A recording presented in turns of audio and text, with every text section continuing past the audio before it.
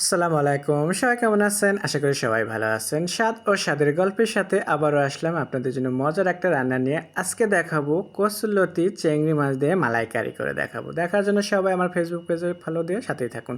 তো চলে আসলাম প্যাকেটের আমি কচুরলতি নিচ্ছি। এটা হলো বাংলাদেশ থেকে আসা। আমাদের বাংলাদেশ দোকান থেকে এখানে কেনা হয়েছে।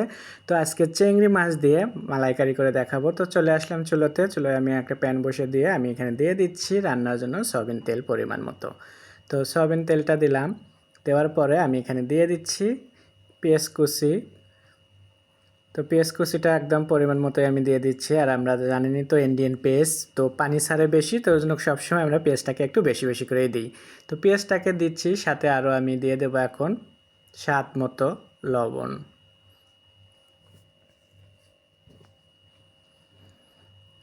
তো আমি এখানে স্বাদ মতো লবণ দিয়ে দিচ্ছি। লবণ দিয়ে আমি একটু পেঁয়াজটাকে ভালোভাবে একটু ভেজে নেব এখন। আর ভাজা হয়ে গেলে দিয়ে দিচ্ছি আমি এখানে আদা রসুন বাটা পরিমাণ মতো। তো জাস্ট আদা রসুন বাটা দেবেন, আর সাথে দিয়ে দেবেন এখন হলুদ পাউডার আর মরিচ পাউডার। তো আমি এখানে পরিমাণ মতো হলুদ পাউডার দিয়ে দিচ্ছি, সাথে দিয়ে দেব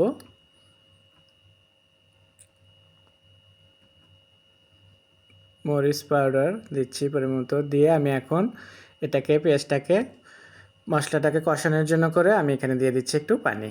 পানি দিয়ে আমি সুন্দরভাবে মশলাটাকে কষিয়ে নেব। তো মাশাআল্লাহ আমার কাছে এই তরকারিটা খুবই ভালো লাগে। আমি তো প্রায় আমরা করি, তো মনে হচ্ছে যে আপনাদের সাথে একটু শেয়ার করি। তো চিংড়ি মাছ কচুরলতি দিয়ে এরকম মালাইকারি করা, তো এটা তো আমার কাছে ভালো লাগে। আমি জানি আপনারা অনেকেই হয়তো বা এরকম করে খান, আবার অনেকে যারা না খেয়ে থাকছেন, এভাবে রান্না না করছেন, তারা অবশ্যই রান্না করে দেখবেন। তাহলে দেখবেন যে এই মালাইকারিটা কত স্বাদ লাগে কচুরলতির। তো বিশেষ করে এখানে নারকেলের দুধ থাকবে, তো আমিও নারকেলের দুধ দেবো, সেটা আর একটু পরে দেবো। আপনারা চাইলে হয়তো শুরুতেও দিতে পারেন মশলা কষানোর সময়, না আমি একটু পরে দেবো, সেটার ঘ্রাণটা একটু সুন্দর থাকবে এর জন্য করে। তো চিংড়ি মাছটা ভালোভাবে আমি একটু কষা নিলাম বেশ কিছুক্ষণ সময় নিয়ে। তারপরে প্যাকেটের যে কচুরলতিটা সেটা কিন্তু আমি প্যাকেট কেটে একটা ধোয়া দিয়ে নিয়ে নিচ্ছি, আমি পানি দিয়ে সুন্দর পানি দিয়ে ধুয়ে নিয়েছি। নেওয়ার পরে এখন আমি চিংড়ি মাছের সাথে দিয়ে আমি বেশ সময় নিয়ে এটাকেও আবার একটু কষায় নিচ্ছি, দেখতেই পারছেন। এত কষানোর সময়ই কিন্তু আমি এখন কচুরলতির সাথে দিয়ে দিচ্ছি এটাই হলো নারকেলের পাউডার। তো নারকেলের পাউডারটা আপনার চাইলে পানি দিয়ে গুলিয়ে দিতে পারেন, কিন্তু এটা আমার গুলে দেওয়া লাগবে না, কারণ এখন এখানে দিয়ে দিলে পানি যখন দেবো তখন ওটা এমনিতেই হবে, কোনোভাবেই দলাত বাজবে না এখানে। এই নারকেলের দুধটা খুবই ভালো, ওইভাবে দলা বাজে না। তো নারকেলের দুধটা আমি দিয়ে দিচ্ছি। এখানে কিন্তু আর কোনো মশলা দেবেন না, কিংবা ধনের পাতা দেবেন না, কারণ এই নারকেলের দুধের যে ঘ্রাণটা এটাই হলো স্বাদ, একদম সুন্দর লাগে এটা। তো আমি বেশ কিছুক্ষণ ধরে কষায় নেওয়ার পরে আমি এখানে দিয়ে দিচ্ছি রান্নার জন্য করে গরম পানি।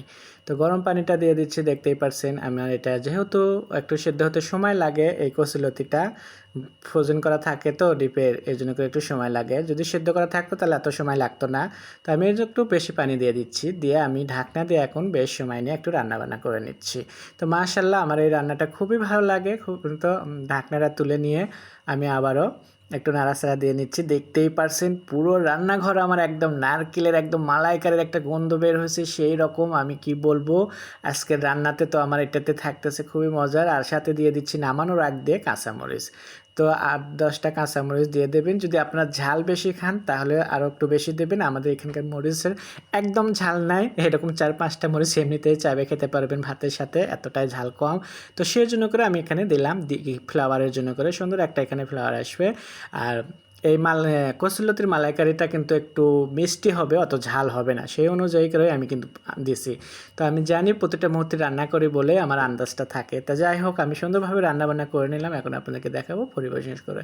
আর আপনাদের যদি ভালো লেগে থাকে বাসায়, তো আপনারা এভাবে একবার হলেও রান্না করে দেখবেন যে কচুরলতি দিয়ে চিংড়ি মাছের মালাইকারি। আর থাকতেই হবে কিন্তু নারকেলের দুধ, নারকেলের দুধ ছাড়া কিন্তু এটা হবে না। আশা করি আপনাদের ভালো লাগবে। ভালো লাগলে স্বাদ ও স্বাদের গল্পের সাথে থাকবেন, বেশি বেশি শেয়ার ও কমেন্ট করবেন। নতুন নতুন ভিডিও দেখার জন্য আমার ফেসবুক পেজে ফলো করবেন। সবাই ভালো থাকবেন, আল্লাহ হাফেজ।